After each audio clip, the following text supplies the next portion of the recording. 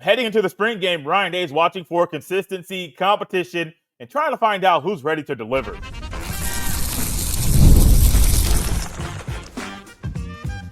You are Locked On Buckeyes, your daily podcast on the Ohio State Buckeyes. Part of the Locked On Podcast Network, your team every day. Welcome in, Buckeye fans, to your Thursday edition of Locked On Buckeyes, which is your daily Ohio State podcast. Part of the Locked On Podcast Network, your team every day. I'm your host, Jay Stevens, veteran sports talk host, delivering passionate coverage about your Buckeyes. And today's episode is brought to you by FanDuel. Right now, new customers can get you $150 in bonus bets when your first $5 bet wins. During today's show, we'll discuss who's going to win the spring game, as well as players on the offensive side of the ball we should watch. But first, the spring game is special. It's the end of the spring practice session in the offseason. It allows Ryan Day and the other coaches to get a better handle about what a player is going to do on a bigger stage, as Ohio Stadium will have the Big Ten Network there broadcasting the game. You have fans all around the shoe yelling OHIO. But during this game, all that's going on, Ryan Day is focusing on a few things, and they're the right things he needs to focus on. A player's level of competitive nature. You want to see that. You want players to be consistent. But also you want to see if a player is ready to deliver. And in this stage, even different than a scrimmage on Student Appreciation Day, you can see glimpses of if a player is ready to deliver on a big stage or if he's not. And if I'm a player like a Julian Sayin or a Kienholz or a CJ Donaldson or a Peyton Pierce, fill-in-the-blank player, it doesn't really matter. You're trying to show up and show out and show everybody you're ready for a bigger stage. You are not going to back away from fans flocking Ohio Stadium to watch you play in a moment where you may have known what was going to happen in the spring game as a player, but the fans didn't. A lot of people in the media didn't either, because they kept that thing inside the Woody Hayes Athletic Center, and they said, well, we're going to keep this to us. We don't want to let this cat out the bag yet, even though not announcing this, it's hurting our ticket sales, it's hurting our bottom dollar. And so how about we just let everybody know what's going to happen? Now, you may have done it a little bit too late. Some families may not be able to go now because of the delay in releasing the details for the spring game. But once that thing's out there, that just turns up the intensity for everybody.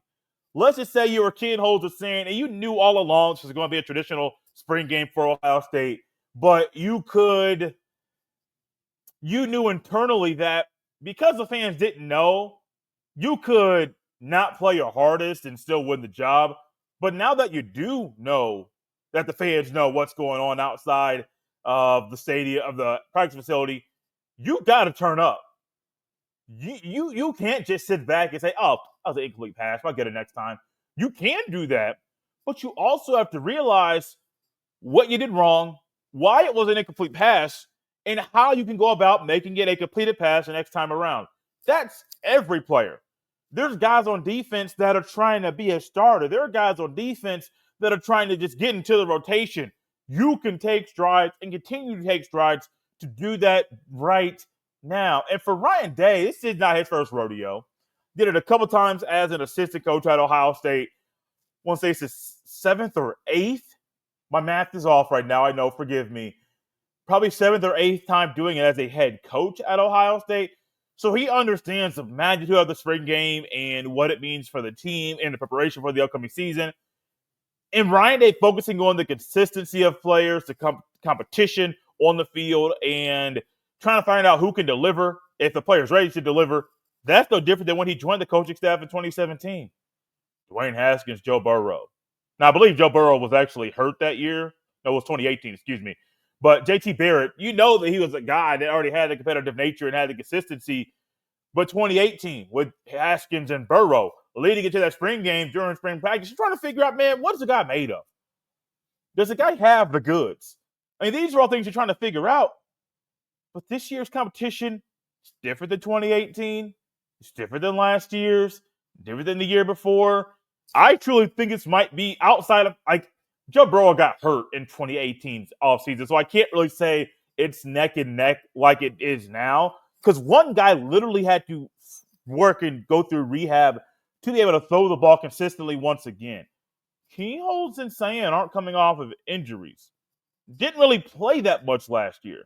And so for those two guys, I believe they're more neck and neck currently than McCord and Devin Brown were, or Jack Mill III and CJ Stroud were, or fill in the blank. Even last year with Devin Brown and Will Howard, I don't think that was close at all.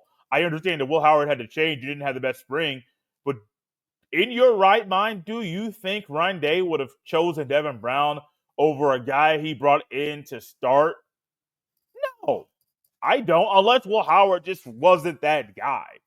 Maybe Will Howard came in and on the film you saw one thing, but based off what you had on the team this year, he didn't fit like you thought it was going to. That's a reality. That could have been real, but it wasn't. I do think this year, while I do think Sayin's going to win the job, I think there's a scenario where Kienholz jumps Sayin, goes over top of him in the depth chart, and he is QB1. His athleticism is going to be one that I believe Brian Hartline is wanting to use at Ohio State. Let's think about something really quickly. As Ryan Day is focusing on the consistency, the competitive nature, and trying to figure out if guys ready to deliver in the spring game. In regards to the quarterback competition, a year ago, Ryan Day made a comment about wanting to have a more dual-threat quarterback and a quarterback that can get the yards, can get 3 yards on 4th and 2. Will Howard, he got 3 yards on 4th and 2 with his legs. 3rd and 11. He got 12-plus yards on 3rd and 11 with his arm. But what was it? It was his brain making the right decision. Now, if you're trying to get a guy on 4th and 2 that can get 3, or on 3rd and 11 that can get 40-plus, who is that guy right now? Is it Sayin or is it Kienholz? We don't know. I'm just going to be honest with you. We truly don't know. We know both of them have the arms capable of getting the job done. We also know both of them don't have the same athletic traits with their legs right now. We also are going to have to wait and see in regards to their brain as far as how they handle situations on the field, and that's what the spring game is going to provide. It's going to be refs out there. There's going to be a clock out there. 1st, 2nd, 3rd down. It's going to be very close to as close to a real game as you can get. So you're going to find out, how does the guy bounce back? Especially when everybody in the stands, everybody there is rooting for him. How does he handle the moment? For Brian Hartline, for Carlos Loughlin, from Matt Patricia to Matt Guerreri to everybody else, the assistant coaching staff, this is a big moment for them too. Now, you're not going to get fired. I highly doubt a coach is going to get fired for flopping in the spring game. I don't think that's going to happen. However, this is going to allow you to have a better handle on the communication. While you've been getting a handle on that during practice, that's great and that's needed. You also need to get a better handle on in-game situations, communication from up top, being eye in the sky, to down on the field. Because when you're on a practice field, you're not up as high as you are when you're there at Ohio Stadium, because that press box is way higher than it is at most colleges around the country. Even most NFL stadiums don't have a press box as high as Ohio State's.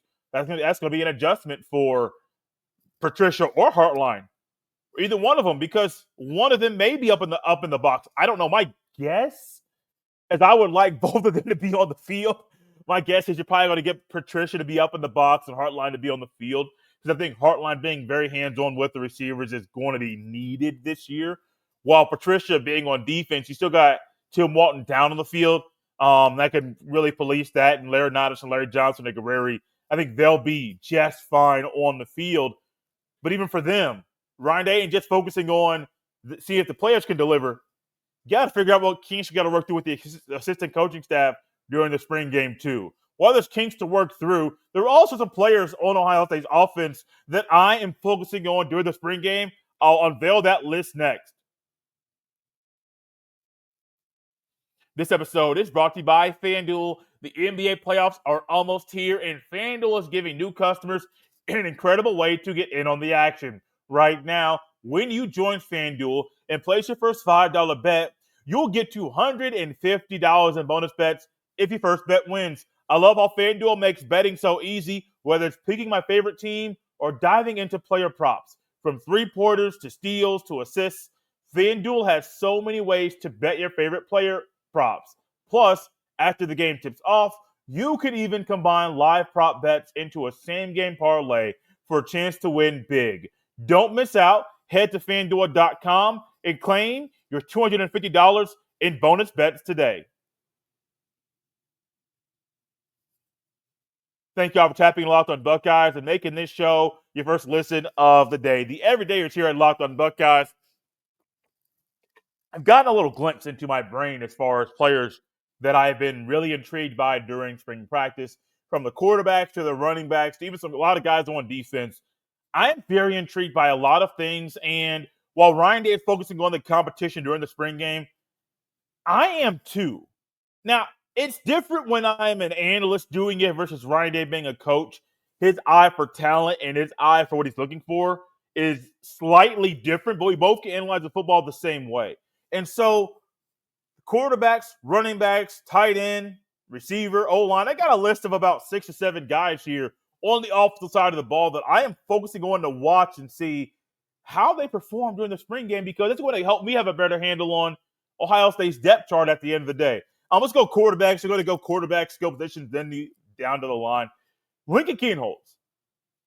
So I think Kienholz's athleticism, if he shows it off in the ways that we think he can on Saturday in the spring game, I think Kienholz can make this thing a whole lot closer than it might appear right now. I know Ryan Day says it's pretty much neck and neck. And when you say pretty much, that tells me it's not neck and neck as far as both guys being even. When you say pretty much, it means one guy has an upper hand over the other, but not by much. I don't know if that's Sayin over Kienholz or Kienholz over Sayin right now. I have no idea. I know Kienholz was the more accurate quarterback and more consistent quarterback during the scrimmage last week, so that's a reason to possibly say he has the upper hand, while Sayin potentially has a better arm. I don't know about arm strength, but I know with the ability he has to just flick that thing out and the ball comes out of his hand a little bit different than other quarterbacks, and his ability to process, I think there are reasons to believe Sayin has the upper hand. But Kienholz can take the upper hand and have the be in one up Sayin on Saturday, but he's got to be consistent. Consistent with the decision making. Now, I know the players, and I understand their skill sets and things they have at their disposal. That's great. But one of the biggest knocks on quarterbacks, and even on Will Howard a year ago, was that Will Howard didn't always make the right decision. Yeah, you could make the throw. You were better sometimes the short to intermediate passes than the long ball, but all of a sudden in the playoff, the Buckeyes started to call on the long ball, and it looked really good. So I don't know if it was holding him back into the playoffs or if there was a true disbelief in his arm talent. I'm not sure. But I do know for Kienholz, just making the right decision, play after play after play is key. On an RPO, on a traditional just read option, that's just strictly a run play, on trying to figure out on an option route what route that receiver is going to run when you guys are on the same page reading the defense and then making that throw there. Just consistency in every area and every decision you make is going to be huge. I'm watching Sayin too, don't get me wrong. But something tells me Kienholz's athleticism and dual threat ability is going to be a bigger asset for the offense in the fall. On the running back side, got to move quickly next. I talk a lot. C.J. Donaldson, incoming guy from West Virginia, rushed for over 2,000 yards when he was playing for the Mountaineers. And Donaldson's battling for Peoples for the RB1 title. He's down, I believe, 18 pounds since he got on campus at Ohio State. And he could be down 20 to 22 pounds since he spoke during spring practice. I'm not really focused on his weight loss or his physique, his current physique. I'm looking to see how consistent he is toting the rock. No fumbles. Absolutely no fumbles are allowed. They may happen, yes, but this is not the time for you to try to fumble the football to cough it up, because you could cough up that starting spot too. But I think Donaldson can start. I know in a depth chart I unveiled earlier in the offseason, I have James Peoples starting as my projected week 1 starter. I think Donaldson's experience in playing in the Big 12 and playing over and over and over again against some really good defenses, I think that may be a better asset and better tool for Ohio State going up against Texas in week number 1. Going on to the receivers, Mylan Graham is a guy we talked about, I think, earlier this week. But I think his burst, his athleticism, and even him getting some high praise thrown his way from Jermaine Matthews Jr., I think that speaks volumes about Graham, who's going into his second year in Columbus, Ohio, and what he can be as a receiver. I think as a returner, he is going to be a guy that might jump Brendan Ennis as far as being a returner at Ohio State. As good as Ennis can be as a returner, I think Mylan Graham can be better returning kickoffs and punts, especially when he's a guy that's trying to make a name for himself. And by being a special teams player, it's a great way to do it. I think Mylan Graham is probably going to be the primary returner for both kicks and punts. And we might see a scenario where in back-to-back years, Ohio State returns a punt for a touchdown. Caleb Downs could go back there. Is it needed? No. Is he a better option than Mylan Graham? Probably not. I don't think so. I think that's Mylan Graham's role. Bryson Rogers is another receiver, and I have another position in a little bit that I'm watching a couple guys at one spot. But Bryson Rogers, to me, is a guy that is going to be very, very key for Ohio State.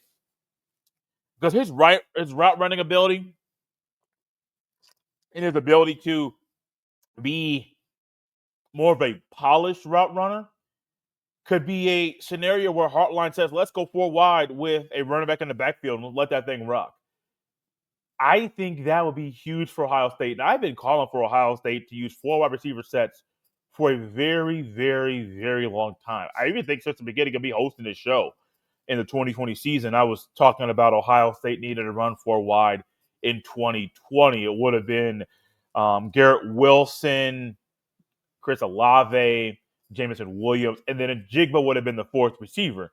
Now, Jeremy Rucker was on that team, and I know that he was a great threat outside, and he could sometimes be a mismatch for opposing defenses.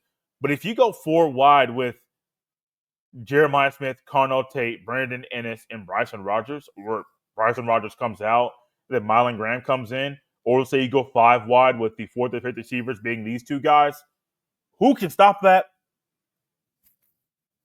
That's a question for you to answer. Who can stop that? Because I have no idea. I also don't know who's going to be able to stop Max Klare in this offense in the fall. Best tight end in the Big Ten a year ago, comes to Ohio State from Purdue, first spring game in a Buckeye uniform, and I think Max Klare is going to be a dog. And if there's a guy who needs to be consistent all year long with a very tough position to play in Ohio State's offense, that's Max Klare. And I'm focusing mainly on his run blocking ability. We know what he can do as a pass catching tight end. There's no doubt in my mind he can be the tight end that leads the Big Ten in receptions. But also when you realize you have 3 of the best receivers in the country and a trio, also understanding that you have really good backs as well, it's going to take away from the targets that Max Klare is going to get. But if Hartline realizes that he can use Max Klare in a big way, you could see Max Klare break the reception records, tight end reception records in the fall, en route to being a guy who could be a day 2 pick in the 2026 NFL draft. On the offensive line, we'll do this very, very quickly. You got 2, Ian Moore and Josh Padilla. Ian Moore is battling with Austin Saraveld for the starting right tackle spot. I know Philip Daniels transferred in from Minnesota to be the starting right tackle. It's hard for me to believe that Austin Saraveld will not be a starter for the Buckeyes. So I do think for Saraveld, he is one that could be a starting right tackle. If not, Chibola could be the guy on the outside looking in, because I don't think Luke Montgomery is going to be outside of the Buckeye starting lineup, which goes into Josh Padilla, because Josh Padilla is battling to get on the field, has a chance to be a really good center in the future. But if Josh Padilla progresses up enough that he is compelled to be one of the best 5 and best 3 interior offensive linemen for Ohio State, that's Josh Padilla at center, that's Carson Edmond at left guard, probably Luke Montgomery at right guard, and you're probably going to get Austin Saraveld or Ian Moore at right tackle. I know it's a lot of moving parts. Does it talk about the depth that Ohio State's offensive line has? Yes, but also talks about the growth that Padilla and Moore and even Saraveld have made during spring practice. Spring practice is almost over. The spring game is on Saturday. Have you thought about who's going to win the spring game between the Buckeyes offense and defense? I have. I'll give you my answer next. This episode is brought to you by Epicor. Every team knows the value of hard work, of taking pride in what you build, and practicing every detail to get the best results. But no one player, no matter how amazing, can do it all alone. Working together makes the win easier. At Epicor, the All-Stars are the hard-working manufacturers and distributors who create and deliver the things we all need, from aerospace to electrical to medical devices. Epicor ERP solutions are created by industry experts to help make every day easier. Seeing your whole supply chain is easier. Managing logistics is easier. Responding to price changes is easier. From small businesses with big dreams to growing enterprises with global vision, we'll equip you with the right tools to move forward, think ahead, and lead the way. Because as the clock ticks down, you need to make the most of every hard-working minute. Easier doesn't cut corners, easier takes the lead. Discover your success at www.easierwithepicor.com. That's www.easierwithepicor.com. Thank y'all for tapping Locked on Buckeyes and making this show your first listen of the day. The everydayers may have a prediction about what side I am leaning towards for winning the Buckeyes spring game on Saturday. There's a lot of firepower on both sides of the ball. The Buckeyes offense has more experience than the Buckeyes defense. The Buckeyes defense has a lot of guys that have been around the program for a while, but haven't played a lot of football, which makes my prediction for this maybe easy for some to predict and difficult for others.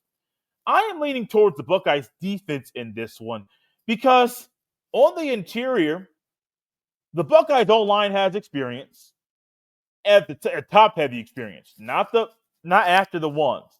The Buckeyes defensive line doesn't have the starting experience, but I do think the D-line is going to be able to create some penetration and get into the backfield over and over and over.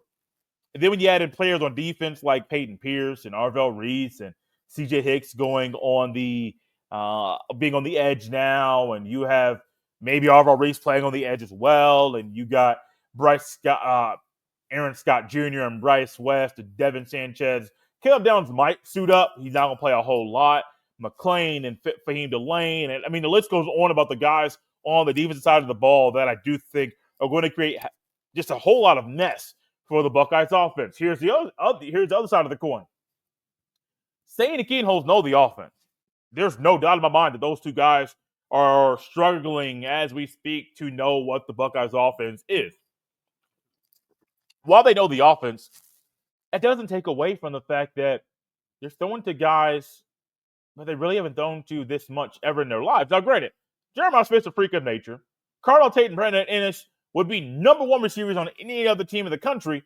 So it's not that they're just throwing to scrubs. They're throwing to dudes, guys that'll probably be first-round picks in the future. So there's a lot of things to love about them. But sometimes the stage might be too bright for somebody. And this is not a knock to Kienholz.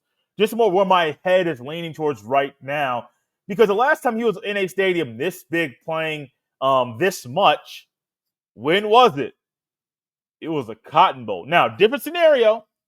End of the regular season. The Buckeyes didn't have some of those guys that were there in that moment. But Kienholz knew going into that game, he was the backup. And he might have to start. Was a lot of that on the game plan of Ohio State? Absolutely. But also, he wasn't ready. Here's a kicker, though. He's more ready now just because of the time in the program. But also, I do think he's a better football player. And the coaches have a better handle on him, too. But will the stage be too bright for him? Will the stage be too big? I sure hope not. I mean, as a person that's been watching Ohio State for a long time and covering Ohio State since 2020, trust me, I sure hope not. But with the defense really having the upper hand, because on the defense side of the ball, yeah, there's new calls they're learning, and there's different teammates they're working with. Defense is really read and react.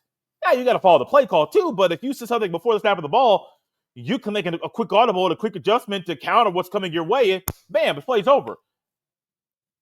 I think Kienholz is going to be fine. Yes, in my head, I'm thinking about the last time he played in a stadium this big, this much. Now, he has played a little bit, the Tennessee game and a couple other games this year, played a series or two, but it was just very, get a cup of coffee, get on the field a little bit, get your feet wet to get on off here, let another quarterback get on the field. But now you're going up there, and they're going to be game planning for you. The coaches are going to be trying to help you be successful. Show off the legs. I mean, that's one thing when I was watching pieces of John Gruden's segment with Will Howard that kind of popped off to me was that John Gruden pulled up tape from Kansas State of him running the football. The homie's running like a deer. And I was trying to figure out in my head why Ohio State didn't do that last year. I mean, it wasn't that big. One of the biggest draws for Will Howard wasn't his throwing ability, because his throwing ability wasn't better than Kyle McCord's, wasn't better than the previous quarterbacks that started at Ohio State. It was his running ability. You're 6'4", 240, running like that. Of course you want that guy as your quarterback, because you can teach him some things and you can become a better player being under Ryan Day. Well, in this stage, as that sticks out, as we get closer to it, I've hit at it a lot on the show in regards to Ryan Day wanting more of a dual threat quarterback, and that's not what Sayin is. He's a better passer, not the better dual threat. Will Ryan Day take less on the player's arm to get more from his legs? I don't know. But I do think the defense has the upper hand just in the experience and time there. Because really let's be honest now, once he's starting off with the line comes out, do you trust the Armstrong twins? Or do you trust Josh Padilla? Or some of the other backups out of Ohio State to be able to slow down the front four of Ohio State's defense on Saturday? I don't. I don't at all. This is very similar to any game that Ohio State's played. Don't look far and say, oh, they got Jeremiah Smith and they got all these guys. No, this is 4 quarters, and there's going to be a lot of guys playing that don't get a lot of playing time. So winning the battle in trenches, this goes for the spring game too. I don't think the offense outside of the starting offensive line is going to have a shot to win the battle of the trenches. And that's why I'm leaning towards the Buckeyes defense winning the spring game. Also, Matt Patricia simplifying things and his expertise and knowing what it takes to have an elite defense. That's going to help them too. But this also goes into the competitive nature. I hope there's some trash talk. I wouldn't want to fight on national TV or regional TV, whatever you want to call it, the Big Ten Network. So I'm not really going that far to say I want to see 2 or 3 players fight. I'm not going that far. However, I will say this. I want some chippiness. I want to see you push back. I know it's your teammate, but I want to see what you're made of. I want to see the dog in you come out. And it could happen during the spring game. Kienholz in the Cotton Bowl, that could have derailed his confidence. It hasn't, though. I think he's learned from that moment. I think he's a better quarterback now. And I do think on Saturday in the spring game, it's a good shot. He may outperform Julian Sayin on that stage.